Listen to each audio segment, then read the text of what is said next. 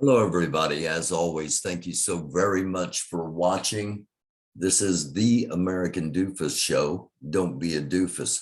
Being a doofus is being stupid, being dumb, being ridiculous.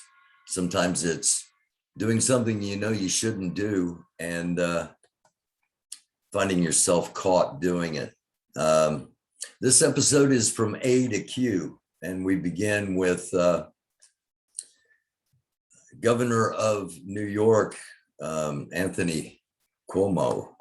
The independent investigation has concluded that Governor Andrew Cuomo sexually harassed multiple women. I never touched anyone inappropriately or made inappropriate sexual advances. Okay, so just wanted to give you a few seconds of that. Cuomo, Andrew Cuomo, I might have said Anthony in the opening. Cuomo is a Democrat. He is the governor of New York, and there have been calls for him to resign over the allegations. Now, I talk about this a lot on here. Now, it doesn't matter if it's a Democrat, if it's a Republican. It's about privilege, really. It is do something wrong, blame somebody else, in this case, the women, and then claim the victim. And he's like, you know, and he's even said, holding Joe Biden's face. He's even used holding Joe Biden's face as a potential excuse that that this is how he treats all people, and the 11 women are all lying. And one of the women is a New York State police officer. So, you know, create a problem, blame somebody else, claim victimhood. The same thing's going on with January 6th, all right? People violated the Capitol building, they vandalized the Capitol building, and they killed police officers and caused such stress on some police officers that those officers eventually killed themselves. Then they blamed Antifa and BLM to begin with. And then it was, well, we were let in by the police, so we couldn't have actually harassed any police. There are all these different things that make them victims or potential victims. And heroes to some, and that's a sad state of affairs. Next thing I want to mention is the defense secretary is expected to make COVID-19 vaccines mandatory for active duty troops. Now, there are companies that are making the vaccine mandatory. I'm honestly not in favor of that. I mean, let's look at all the facts, and let's look at just the facts, not all the BS, not all the people trying to sell something, some kind of concoction of their own, that they're the only ones that know how to fix all this, you know, common sense. Let's look at some facts. The vaccines are, while they appear to be effective, they're still technically experimental. And the Pfizer vaccine hasn't been approved yet as a legitimate treatment for the COVID viruses. And I say viruses because of the various variants. And mandating that somebody takes something that is still experimental is a little bit troubling. Now, I understand the side of those that are vaccinated. I myself am vaccinated. I've been vaccinated twice. I'm fine. I don't have gills. I don't fly. I haven't, you know, had anything, and no magnets stick to me, nothing, none of the crap. But that's me, all right? And I've been around the sun a lot of times, and I know a lot of people. I've been blessed to have a lot of connections. And I think The more people you know, the more chance somebody you know is going to be impacted by COVID. Well, I've had a lot of people impacted by COVID going all the way back to March of last year. One of the first people in the country to die was a friend of mine. So I look at it maybe differently than somebody that nobody they know has had COVID and nobody they know is vaccinated. So that's their perspective. That's their perception. I'm not telling you to get the vaccine, not to get the vaccine. This is about mandating things. All right. And while I'm on it, 3 different things: communism, socialism, and capitalism. All right. Communism, for those that throw around communism, everybody's a communist. If you don't believe, think like me, you're a communist. You're showing your ignorance by doing that. Communism is basically the government controls everything, all production, all distribution, all food, everything. And then everybody is supposed to share equally in all the contributions. It doesn't work that way. It's never worked that way. It's not what's going on here. So drop that and you'll be more intelligent if you come up with a different insult. I'm just saying. All right, socialism. Socialism is libraries. It's the fire department. It's public schools. It is the police department. Those are examples of socialism. Socialism is the government providing services for the benefit of all of the society. Public services. All right. So don't get all caught up in socialism. Capitalism. Capitalism is everything is run by profit. Okay. Now, you got a mandatory vaccine. You got a company that says you don't get the vaccine, you don't work for us anymore. What are your options? Well, since labor unions have all but been destroyed, the workers, the people that make the country go, aren't going to have a lot of choices. They aren't going to have a lot of options. I'm just saying, it's just something to think about. When you blindly cheer on nothing but capitalism, it can come back and bite you in the ass.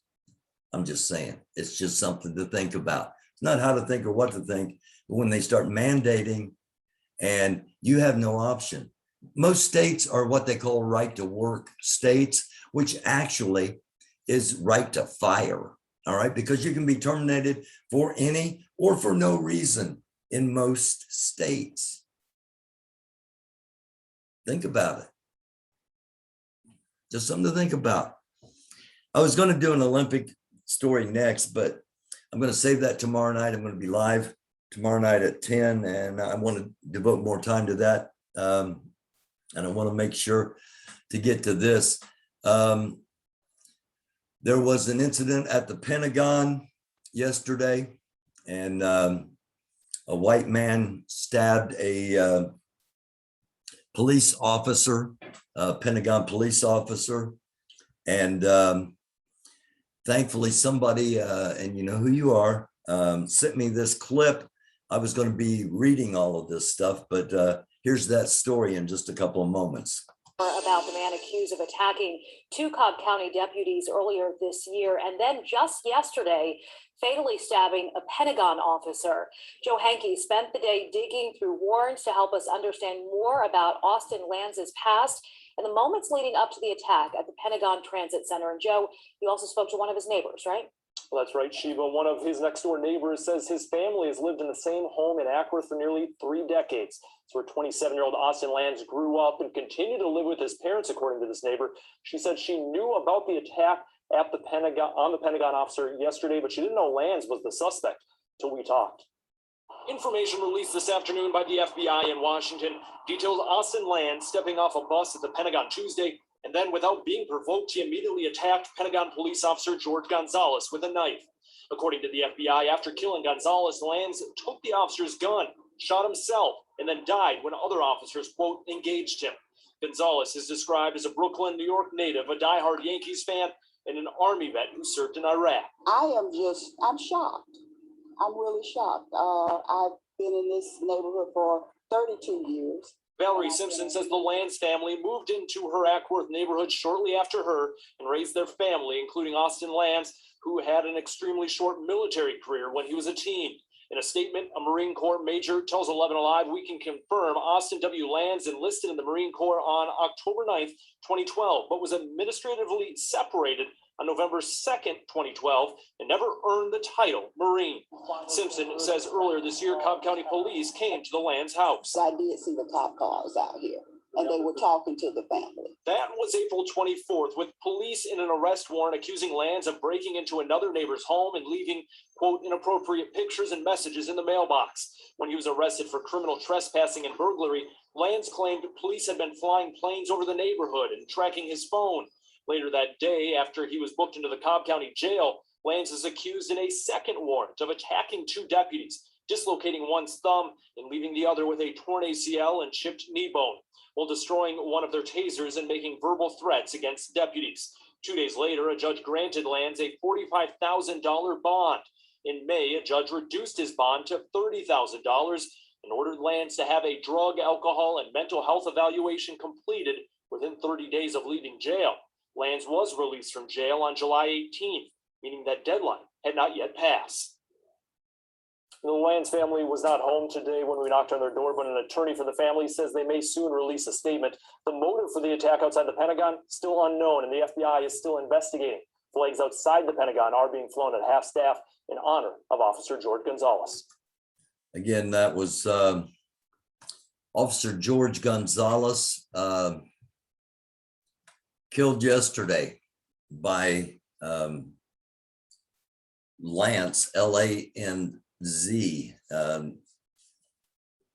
And it'll be interesting to see if he was a follower of QAnon.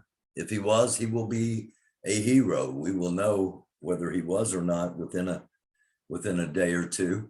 And that we're ending with Q.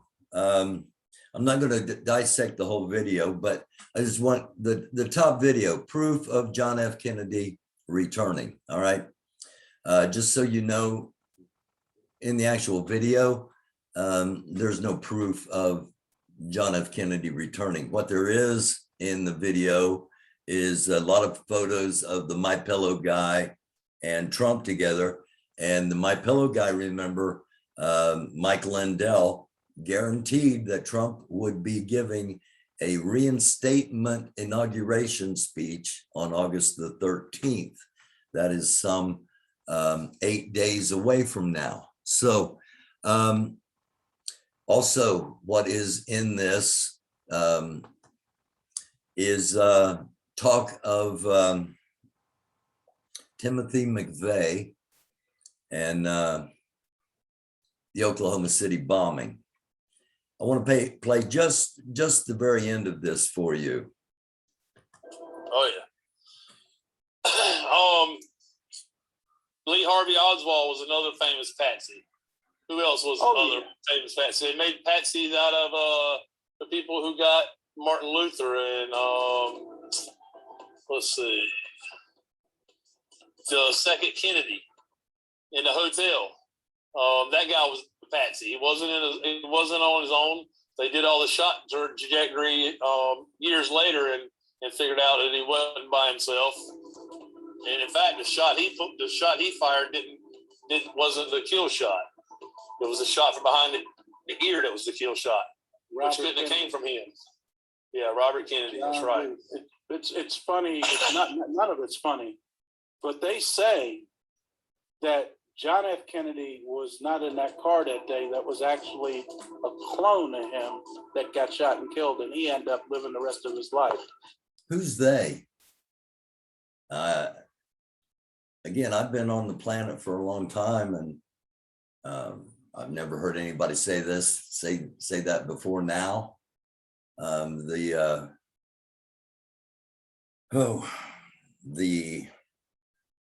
autopsy photos are pretty gruesome and pretty telling, but here's how they explain that.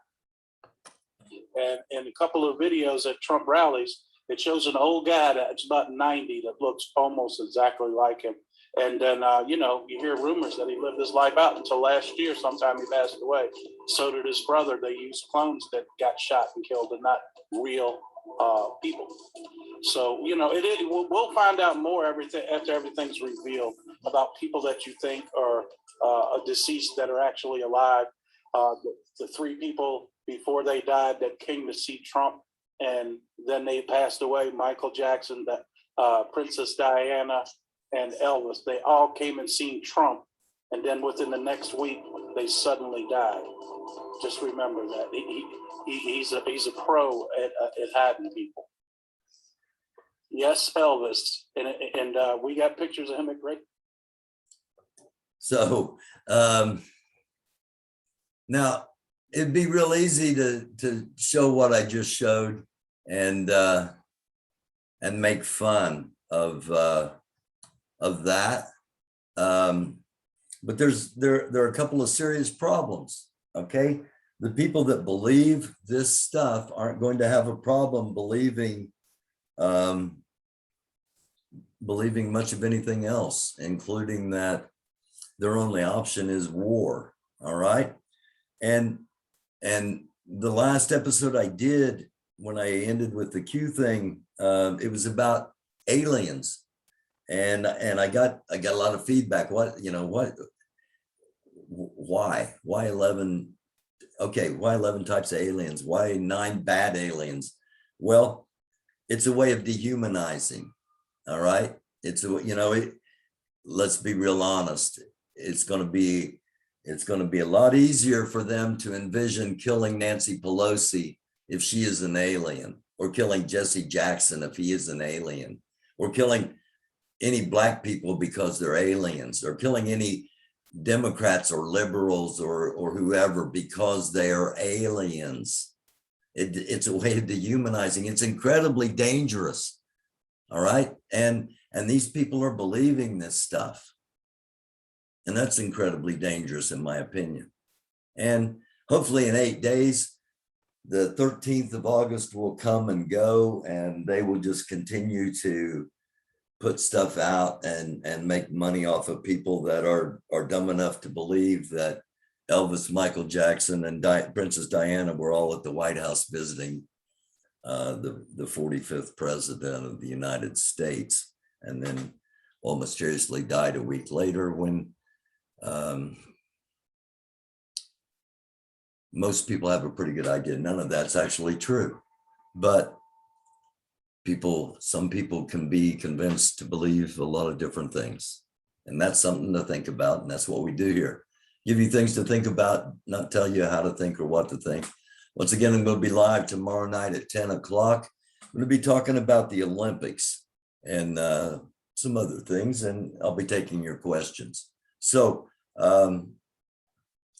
let me know what you think. Leave a comment, and please subscribe, like, share, if you would, please.